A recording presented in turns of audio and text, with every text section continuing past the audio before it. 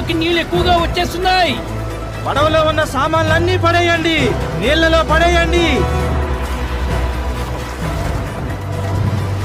త్వరగా కోసేయి.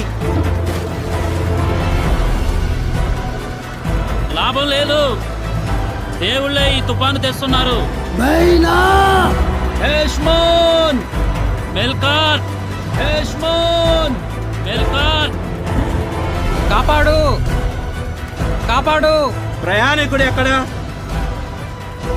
అతను కిందన్నాడు, అతను కిందన్నాడు. ఏంటి, నిద్రపోతున్నావా? లేదు, లేచి నీ దేవుణ్ణి వేడుకో. బహుశా నిజమైన దేవుడు మనం చావకుండా దయ చూపిస్తాడేమో.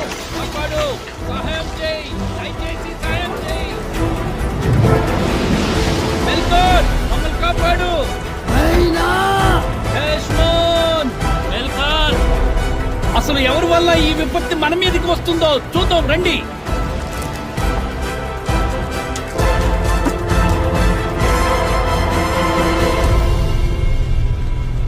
అతని వల్లే.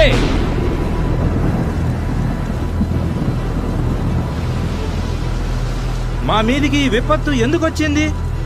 ఇది నిజమైన సజీవుడైన దేవుని నుండి వచ్చింది. నా వల్లే ఆయన దీన్ని తీసుకొచ్చాడు. నువ్వెక్కడి నుండి వచ్చావు? నీ సొంత దేశం ఏంటి? నీ ప్రజలెవరు? నేనొక హెబ్రేయుణ్ణి. నేను ఆకాశాలకు దేవుడైన యెహోవాను ఆరాధిస్తాను. సముద్రాన్ని భూమిని చేసినవాడు ఆయనే.